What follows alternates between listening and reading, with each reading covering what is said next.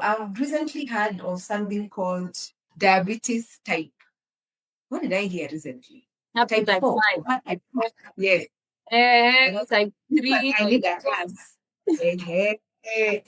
I think I'll tell us what are those things. Since we left it at type 1 for insulin, type 2 oral. Yeah, so let's go through the initial ones. Yeah, so type 1 diabetes is where you don't have insulin, right? Like you don't make insulin in your system, and because you don't make insulin, then whatever carbohydrates you take or whatever breaks down into sugar in the body cannot be utilized, because insulin is the thing that would bring your sugar from the extracellular space or from outside in the bloodstream into the cells to be used for energy.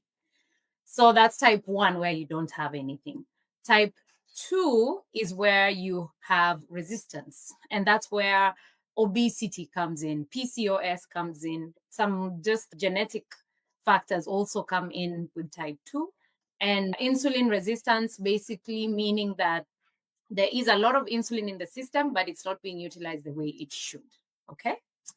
Now, type 3 diabetes is where the problem is from mostly the pancreas, like type 3C diabetes. Yeah.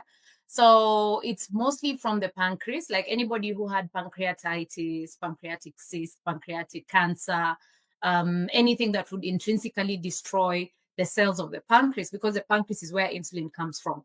So in a way, it is related to type 1 because you end up not having enough insulin. It's just that the reason for you not having enough insulin is from the pancreas itself being damaged, as opposed to type 1, where it's autoimmune destruction most of the time. Yeah. So that's the difference.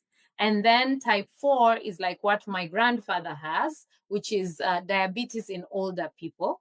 So you find people who've lived all their lives. Like my grandfather is now 92, turning 93.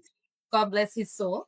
And he got diabetes at 82, which is like long. Like, yeah, like that's he lived a long life. So basically his pancreas just got tired, but he's still just on metformin. Like he's not on insulin.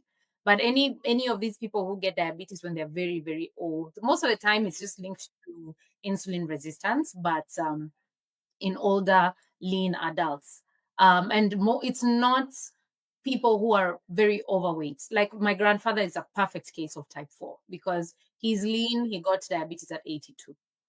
Then now type 5, which is very interesting because we've been seeing, like I remember even when I was in Kenya, and I would see people coming in with diabetes that was not type 1 because they were not going into DKA.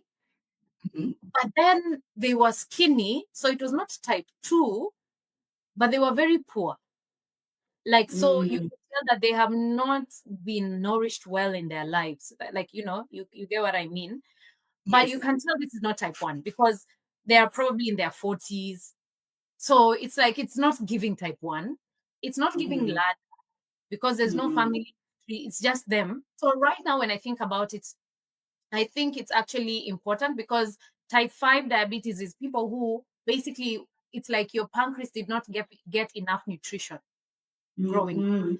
So because it didn't get enough nutrition, mostly it's because of malnutrition. That's why it's mostly in poorer places in Kenya or in the third world, I would say. But that said, what we consider the diet for the poor in Africa is actually the diet for the rich here, because a lot of them, the people here can't afford organic foods, but a lot of the people in shags were eating organic mboga, organic sindio, they eat mboga ya yenye nini kwa shamba, mahindi wametengeneza kwa shamba, so a lot of that food is organic.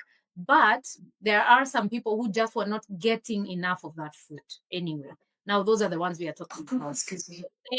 I'm not saying that the kind of diet that they were getting was bad. It's just people who never had good access to food, to healthy food when they were younger.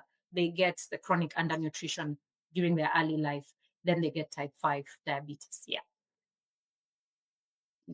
Okay. I'm telling you, every day in the healthcare, we are always learning Yeah. something new. The day I came across type 3, 4, and 5, I was like, Order. What's Should going be on? good for them. They have developed a type 6, even though they have type 6, you know. But anyway, um, But talking about types of that's diabetes, mm, there's a type of diabetes called LADA. And LADA is latent autoimmune diabetes of the adult. And these people get on insulin very quickly. They also look a bit lean, but it's like a type 1 of older people. And they initially can respond to orals. That's the difference between them and just proper type 1s, is that they can actually initially respond to orals, and then at some point they just don't, and then they have to be on insulin. And I realize mm, even here that people hardly check those people for antibodies. Even here, because checking for antibodies is free, I have diagnosed quite a number of people in their 60s, in their 50s with LADA. They never knew. They always thought they were type 2. Always thought they were type 2. So it's very mm. important to do those auto antibodies for any insulin requiring person, especially when they're an adult. Yeah, because LADA is more common than we think it is. That's interesting. You know, what is going through my mind is the fact that I am sure amongst all of us, or rather the people who interact with the client as the first ones, if you ask them about any other forms of diabetes other than type 1 and type 2, very rarely will someone tell you that they Mm. know anything else.